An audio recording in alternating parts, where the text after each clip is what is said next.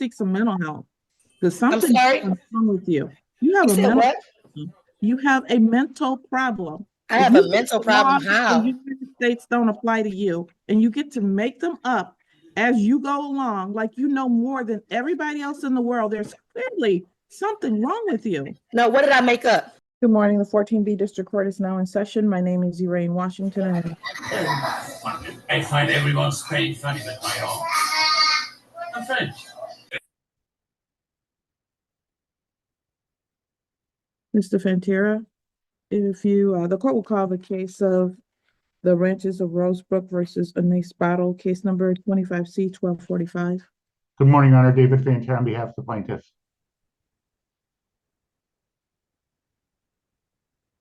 Battle, please unmute and state your name. Anais Battle, appearance especially, not generally. Thank you. All right, we're here for the continuation of the hearing today.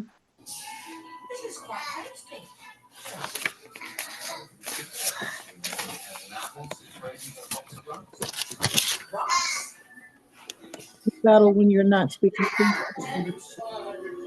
You said, can I mute my mic when I'm not speaking? Correct. Thank you. All right, Mr. Fantera, I believe that we are in the middle of your, well, actually it was Ms. Battle's direct. Yeah, I think Ms. Battle was cross-examining Ms. Charles. That's correct. Ms. Battle, are you ready to proceed? Yes. So, Don, do you have a signed lease between me and you in this case? Yes. Did I ever waive my rights or agree to the terms in writing? What's the question? Did I ever waive any of my rights or agree to your terms in writing? Your Honor, I object. I have no idea what that means. Meaning that there are waivers inside of the lease. Your Honor, she's got a signed lease. That lease was, we moved to have that admitted last time, and it was admitted. Ms. Battle did not object. So I don't know what she's asking right now when she talks about a waiver. She signed the lease. Okay, that's fine. Are you aware of the notice of rescission that was sent? Yes. Your Honor, I object. Rescission, we can't go down this road again. Why are we not going down the road? Let him finish his objection, please. Okay. Your Honor, this case is not about rescission. It's about, this is a non-payment of rent, pay and stay case. The question is, how much money does she owe in order to stay in her lease? She believes, and she stated, and she was overruled by Judge Vandenberg, and I believe by you, that her belief that she rescinded her lease and therefore she gets to stay until she finds a new place is not the law, and she should not be allowed to pursue that line of questioning. This is not about rescission, which, by the way, she hasn't done anyway. All right. So your argument is that her question is not a legal question and therefore you object. It's not based upon law. It is based upon, what law is it not based upon? It's based upon common law. You have not proven or stated any laws or facts that back what you're saying. Unlike me, I have. Yeah, but you stated them all wrong. And one of the things you stated was the Magna Carta, which was from the 12th century in England.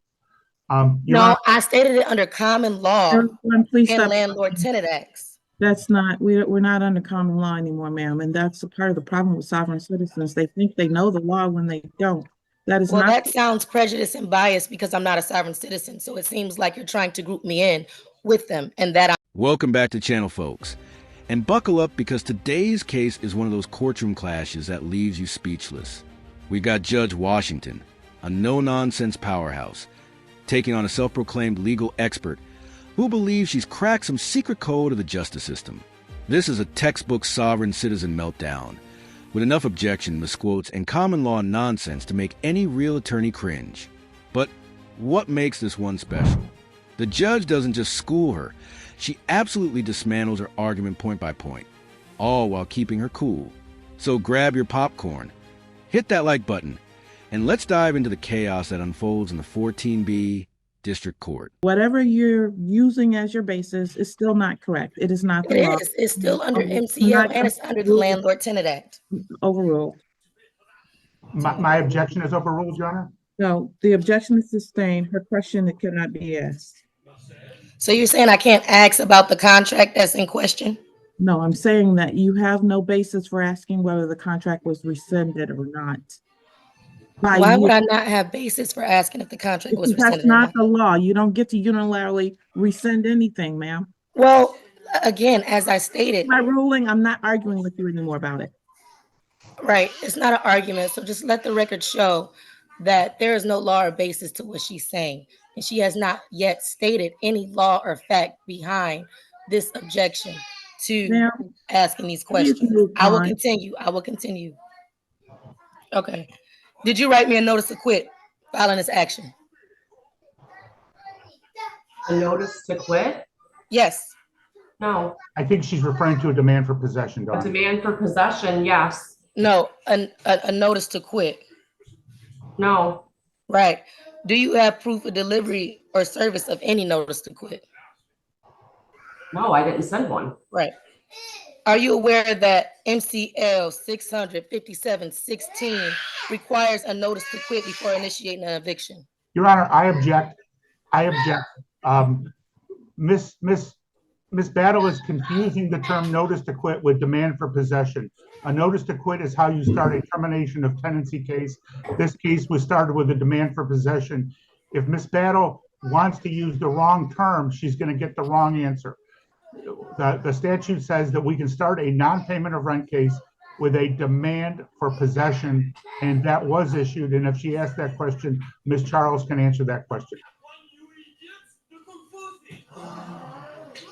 Is there proof of service? Is there a proof of delivery on that demand for possession? Miss Battle, can you do me a favor, please, ma'am?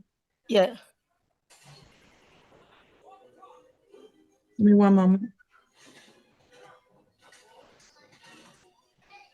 You studied a statute that I actually need to look up. MCL what? I'm sorry? What was the statute that you cited? MCL 657.6. I mean, not 57.6, 600. Now here's where things start spiraling. Ms. Battle's trying to play a lawyer, but it's clear she doesn't understand the most basic elements of procedure. She's talking about waivers of rights in a lease, something that simply doesn't exist in this context. This is a civil landlord-tenant matter, not a constitutional trial. What we're really seeing here is the classic sovereign citizen tactic. Throw out legal-sounding jargon, hope it confuses everyone, and pretend that equals victory. Spoiler alert, it doesn't. Yes, I had read it when I first did this. It uses the term demand for possession. Okay, everybody please stop typing. It says, a demand for possession or payment shall be in writing addressed to the person in possession and shall give the address or other brief description of the premises. It's a demand for possession, not a notice to quit. Okay, so is there a proof of service of it on the record? That's a different question though. So, okay, go ahead. But that's the question I asked next. Once he said that the But I demand for wanted to possession. clarify your question before. I appreciate it. All right, Ms. Charles, please add, her question next is there proof? Do you have a proof of delivery or service for that demand for possession? Nope. Nope. Did you know that under MCL that you're required to have a certificate of service or proof of service on the record? Your Honor, I object. She's now, again, she's not using the statute changed 10 years ago so that you now need on a demand for possession a certificate of service. And that's what's at the bottom of the page. If she's looking for a proof of service, meaning somebody going to the door, she's going to get the wrong answer again.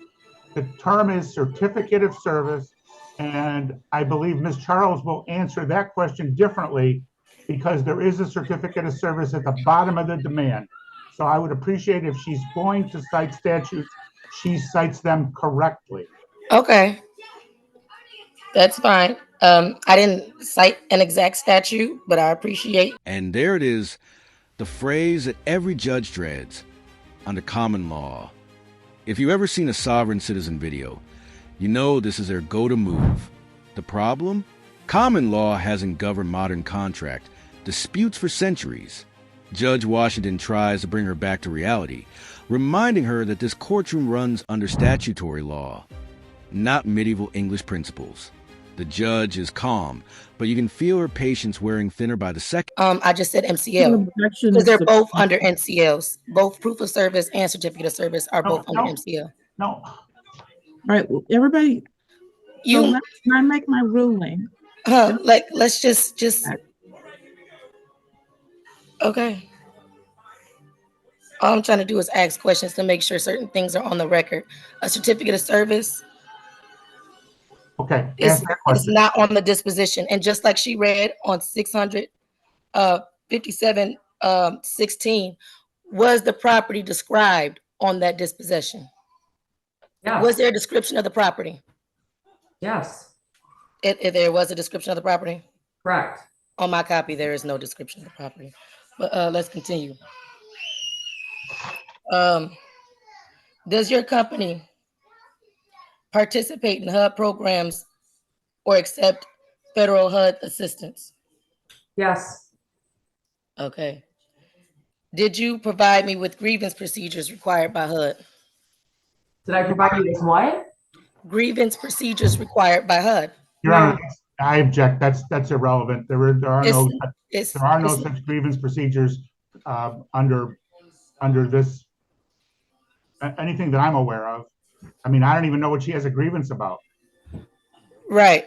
The grievance would be with the breach, and you all have a grievance, and hence on why you initiated a hearing for the breach of the contract. So it goes back to HUD because you're publicly funded, right? No, we're not. No, we're not publicly. Well, you accept HUD housing. You accept HUD housing, and you apply, and you are in compliance with HUD laws and policies, correct? Yes. Right. Okay. So if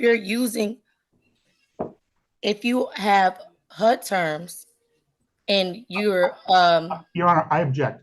Miss Battle is taking. object to it, I didn't say anything yet. Well, I'm objecting because she asked Miss Charles a question, which was, do you get any funding from HUD? Yeah, most companies do. We do. And then she takes that and starts taking that to a next question where it says, well, when you get funding from HUD, and then she's assuming. I didn't assume anything. I asked the question. Okay, what was the question you were going to ask? I said, do you have to follow HUD's policies? That was my next And question. she said yes. Right. And then you objected after that. No, and then you started the next question. No, I started the question, but I didn't get it out my mouth before you Please objected just me. let her ask the next question, and if you have an objection, I can hear it after she finishes her question. Okay. Okay. Are you aware that before you initiate a hearing in court or the administrative process before court, you have to have an administrative hearing by a HUD administrative judge? Your Honor, I object. I'm not aware of any. Say no. I mean, that's Just not. say no because you're not aware, and that's okay to not be aware. That just means that you are not aware of the laws that govern. No, it doesn't, because This- that is not the law, ma'am. How is it? Okay. You're making. Are you aware of the requirement under 42 USC 1437 DK for federally funding or accepted? Judge Washington is being polite here, but she's also setting the record straight. What Ms. Battle is describing isn't a clever legal loophole. It's called constructive eviction, and it doesn't apply because she kept living in the apartment. Once you keep paying rent and stay on the property, you've accepted the terms of the lease. This is where a little legal knowledge can be dangerous, because half understanding a statute is often worse than not knowing it at all. Why is it not correct? You had to think about it. Yes, it is correct. Because if you received any type of funds from HUD, which is through Section 8 vouchers or regular vouchers, you get what I'm saying? You receive funding from HUD. We are. Do you? I'm not saying that you're funded and that they give you loans of that nature. I am saying that you are within their practice and policies of HUD guidelines because you accept HUD in Section 8.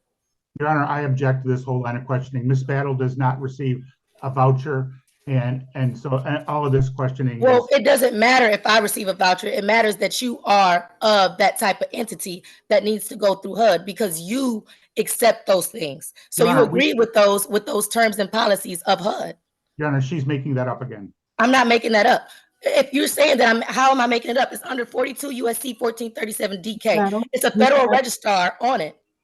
Ms. Battle, you've made your record. My ruling is still that every entity that has to file a landlord tenant action does not have to go through that process to collect rent, ma'am. That is not how it works. Okay. Okay. You're saying that it doesn't have to, but HUD says that not a these are debate. the None. requirements, hence why MCL at the bottom is trying to align with HUD guidelines on the same registrar that I'm talking about. You have those codes at the bottom that match up with HUD. Move on. Okay. So, well, obviously, if I can't really get a line of questioning, I'm being objected because he feels it's not right. He is objecting with no laws or facts behind anything he's saying. He's just thinking it off the top of his head. If you've ever wondered what it looks like when someone Googles law terms 5 minutes before a hearing, this is it. She's citing Michigan statutes completely out of order, mislabeling sections, and ignoring key updates to the law. The irony? The attorney and the judge are literally explaining it to her in real time. It's like watching a teacher correct a student mid-sentence, except the student keeps arguing back. Move on. So, okay. Do you have a copy of the court establishing jurisdiction? who's that a question for? Dawn, my plaintiff. Your Honor, I object. The court's already said they have jurisdiction over the The property. court said that she had jurisdiction because she said so, and that's non-judicial. Okay. Ms. Battle, move on. Move on to what? If I cannot have, this is not a fair hearing. And again, this is why you're trying to turn this into I'm not trying to turn it into anything. I'm just trying to state the Please. laws, and I'm not trying to argue with y'all about anything. You get what I'm saying? I'm not trying to argue with y'all. I'm just trying to get y'all to state and prove y'all facts, and y'all have not proven any facts. But for some reason are hindering me in this proceeding. And that's why I took this case to the U.S. District Court in Eastern. That's why there's an open case right now with all of you all, because this is just not, and I told the Attorney General, and I told the IRS, and I did everything else, because at the end of the day, please move all on. of this is not right. And attorney I'm grievances. going to be filing criminal proceedings against you for all these frivolous things that you're filing. But it's not. My Well, rights and my rights are not frivolous. Please move on. It's honestly, if I can't have a fair hearing, nobody has any facts. Y'all talked about constructive possession. Nobody wants to talk about that. Y'all keep saying that I rescinded a contract unilaterally. That's not the case. It's called notice. And when a notice goes unrebutted, just like if I was to come here, if I was to get that notice of dispossession and get a notice of a hearing, and I missed that hearing because I did not rebut, that would constitute as cross-examination. If you're not going to ask appropriate questions, then I'm just going to silence you. So you get the opportunity to ask your questions, or you can just be silenced. I don't have a real opportunity to ask the questions. So at this point, like I said, I'm just going to have to get the federal court involved and get the marshal. This is where things take an even stranger turn. Now she's arguing that because the landlord accepts Section 8 housing, they're bound by HUD administrative law. But here's the kicker. She's not even a Section 8 tenant. What she's describing applies to federally funded housing programs, not standard lease disputes. So, while she's passionately citing 42 USC codes like she's in a congressional hearing, none of it actually applies to her case. The judge knows it. The lawyer knows it. And the only person who doesn't is the one doing all the talking. In honor and with good faith. So I don't know. I'm stuck on what to do. The integrity of the court is questioned. With you. I don't know what that is, but you should seek some mental help. Because something's wrong with you. You have a mental problem. I have a mental problem. How? The United States don't apply to you, and you get to make them up as you go along, like you know more than everybody else in the world. There's clearly something wrong with you. No, what did I make up? All of it. What? Be specific. No, be specific because No. now you're lying on the record. This is perjury. I didn't make nothing up. 42 Okay. USC definitely applies to this case. All right. I have Jurisdiction is a threshold. Ma'am, if you don't stop, I'm going to remove you from the court proceeding. So, Mr. Fantera, apparently we're not going to have a reasonable hearing here today because Ms. Battle feels as though the laws are very different for her as opposed to everybody else in the world. I'm not certain how to handle this going forward. You have submitted your documentation and she wants to argue stuff that's not law, regardless of my rulings. So therefore, I'm not sure what to do with respect to your case. I would ask for a directed verdict. She hasn't said anything that is a defense to my action. And I submitted a proposed judgment this morning. There's rent owing in the amount of $3,432.42, court costs of $177 for a total of $3609.42. We would ask for a judgment for possession with a writ after 10 days, and she can avail herself of whatever procedures she can in another court. So you're saying that none of my objections is valid towards your claim. So having a valid contract is not an objection. Oh, because you're saying that. At this point, the tension is at an all-time high. You can practically feel the frustration through the screen. Every objection from the attorney is spot on, but Miss Battle keeps accusing him of making it up without realizing she's the one arguing imaginary law. This is where Judge Washington's experience shines. She's firm, factual, and refuses to take the bait. What we're watching isn't just a legal lesson. It's a masterclass in patience and professionalism. It is. It's the law. It's Wells versus Zendaya of Michigan. It is. It's All right. backed in case law. And y'all keep muting me. It's okay. Because he can talk, but I can't talk. Ma'am, you've argued that over and over, and I've ruled that it's not. You can file your appeals, file all the things you're filing, but when you file false liens against people, that is a crime. It's not a false lien. You got defaulted on a private side, and you know that. Okay, whatever. All right, Yeah, so okay. what I'm going to do is grant your judgment in this particular case because I've given her an opportunity to present defenses that are real, and she has refused to do that. I didn't refuse to present defenses. You didn't ask me about my piece of the case. I only got to cross-examine. You didn't ask me about my defenses.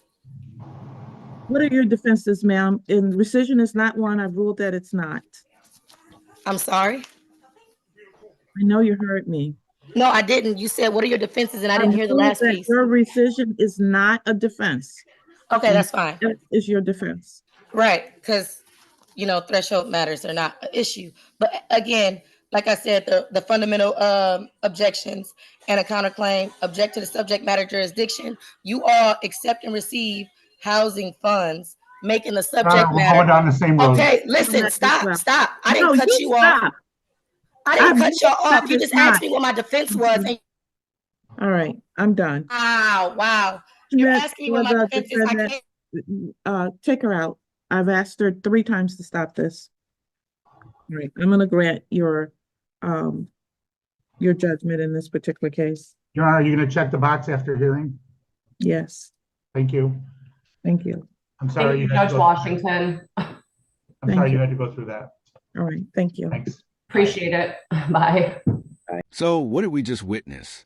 A sovereign citizen style, defense gone completely off the rails, and a judge who handled it with grace and authority. Judge Washington stayed grounded in the law, while Miss Battle floated somewhere in legal fantasyland. The big takeaway here? You can't argue your way out of reality, and the courtroom isn't the place for internet law theories. If you found this case as fascinating and frustrating as we did, go ahead and hit that like button. Drop your thoughts in the comments, and don't forget to subscribe for more jaw-dropping courtroom breakdowns and instant justice moments.